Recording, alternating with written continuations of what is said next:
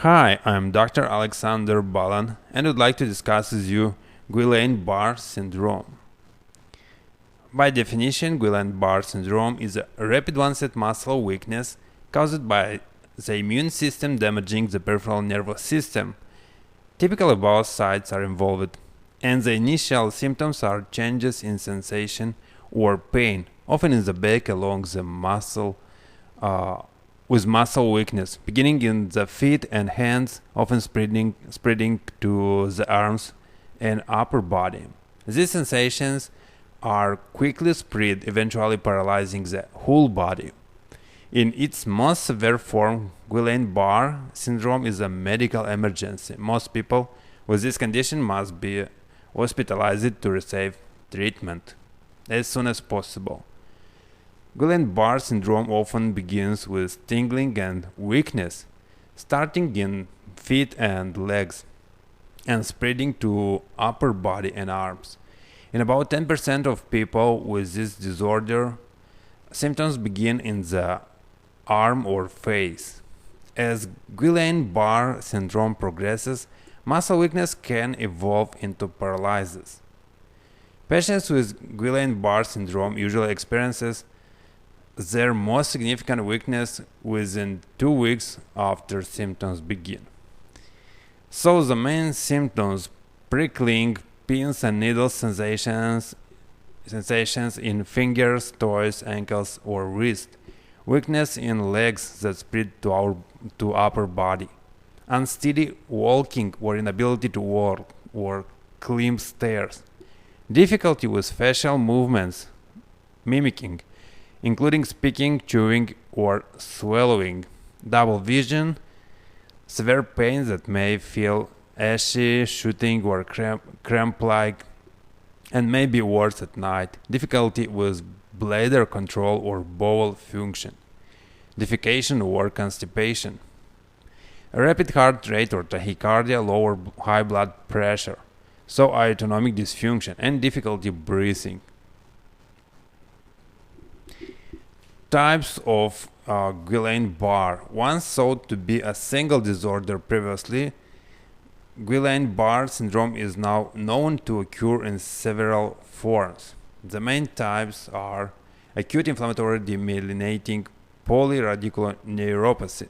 This is a long-term Miller-Fisher syndrome and acute motor axonal neuropathy and acute motor sensory axonal neuropathy.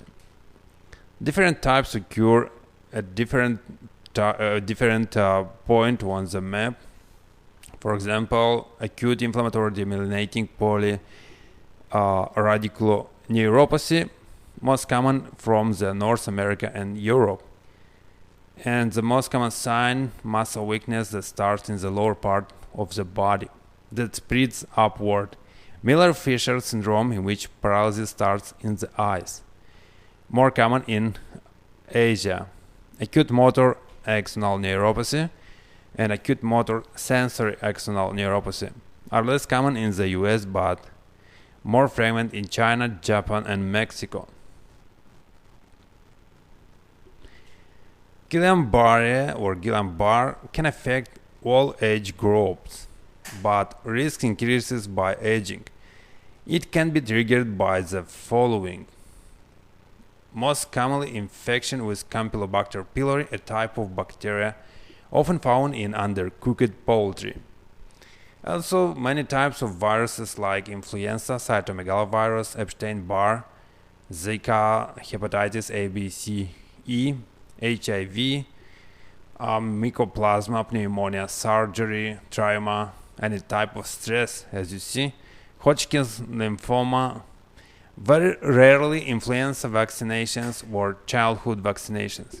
And now the most important point represent COVID-19 infection, as even our intensive care unit had 2 patients with Guillain-Barre syndrome after COVID-19 infection.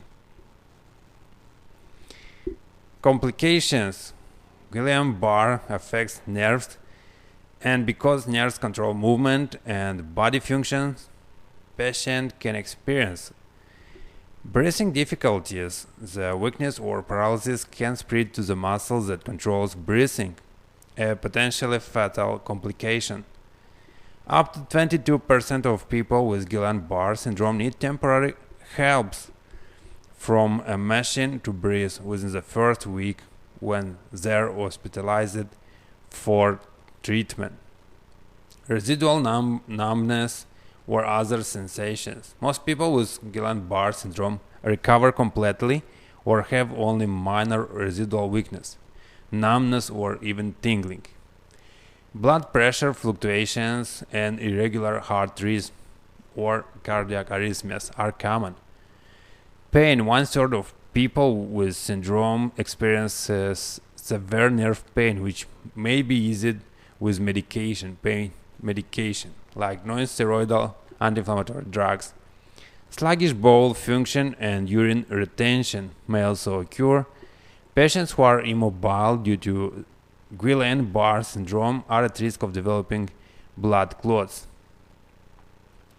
So until a patient walking independently, taking blood thinners and wearing support stocking may be recommended. Being immobile also puts at risk of developing bed sores or pressure sores. Frequent repositioning may help avoiding this problem.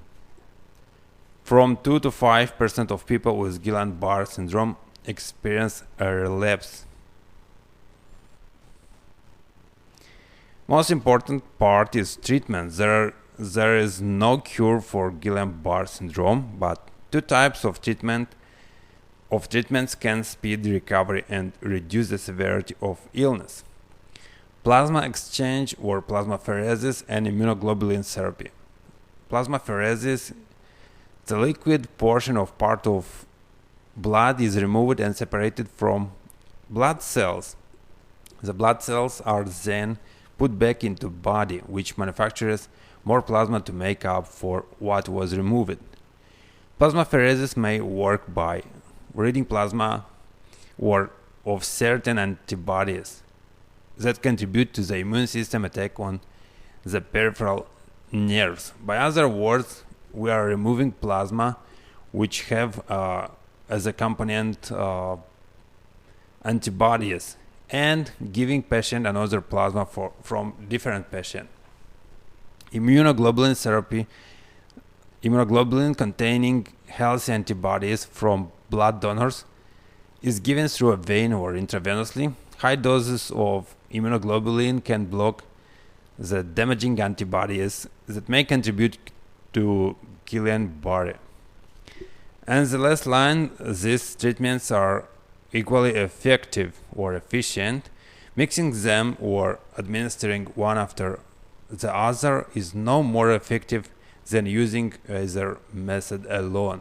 One of them could be added medication also for relieving pain and preventing blood clots. So blood thinners and pain medication could contribute to preventing these undesired sensations. Thank you very much and have a great time.